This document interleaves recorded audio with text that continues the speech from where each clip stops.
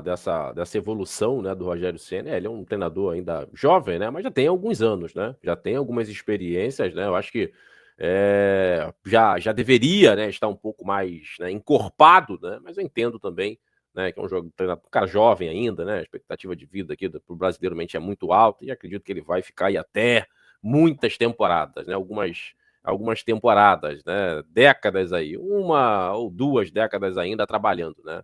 Enfim, mas é um treinador que precisa, no meu entendimento também, né, ter uma evolução tática, né. Eu acho que um elenco que o Bahia tem, a proposta é muito legal, né, eu gosto dessa proposta, né, de ter a bola, de ser protagonista, de empurrar o adversário para trás, mas tem que ter mais armas, né.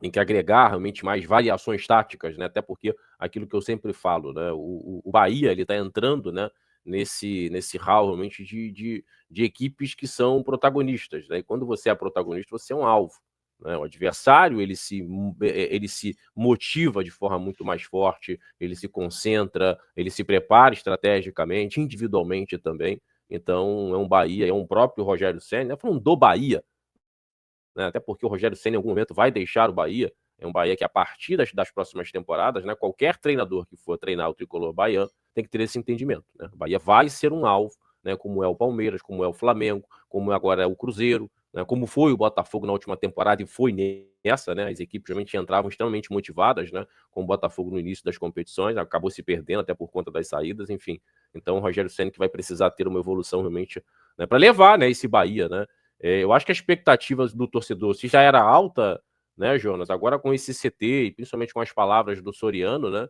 eu acho que a expectativa do torcedor ficou muito mais lá no teto do que antes, hein, Jonas? Não, concordo em gênero, número e grau. E vou mandar um recado aqui para a torcida do Bahia, tá? Eu montei um texto aqui até no Twitter, e para você que não me segue lá no Twitter, @JonasStelma no Twitter e no Instagram também. Eu vou ler aqui, Léo, rapidamente, tá? Um texto que tá gerando até uma certa comoção, tem nesse momento aí quase 10.000 visualizações, 300, enfim. Esse texto ele diz o seguinte, Léo: a nova força do futebol brasileiro não vem de São Paulo. E vocês vão entender o que eu tô falando. Ao longo dos últimos anos,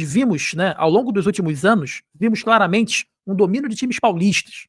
Até mesmo os clubes do interior de São Paulo, diante dessa hegemonia, né, eram marcados, as subidas, os acessos eram marcados pelos times do interior de São Paulo.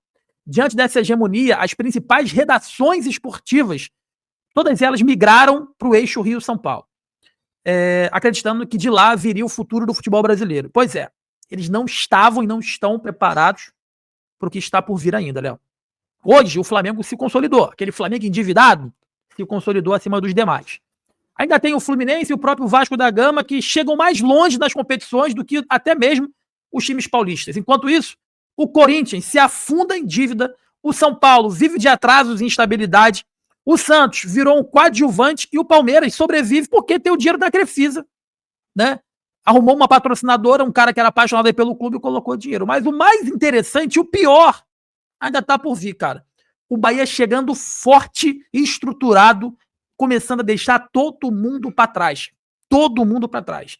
As redações de São Paulo estão todas inquietas, cara.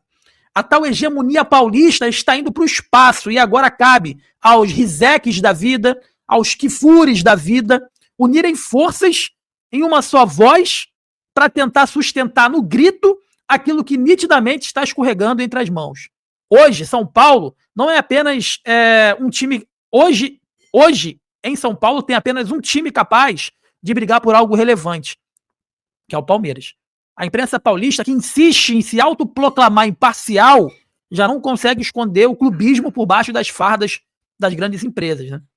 Talvez fosse mais bonito e até mais honesto falar diretamente com quem torce, né, do que sustentar um discurso falso de moralidade e imparcialidade. Às vezes é mais bonito você falar eu sou Flamengo, eu sou Bahia, eu sou Corinthians, do que ficar com um discursinho de moralidade e imparcialidade que na prática nunca existiu.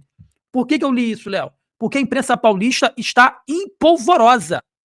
A imprensa paulista está empolvorosa, já estava com o crescimento do Flamengo e está ficando cada vez mais com o crescimento do Bahia. Qual é a tática deles?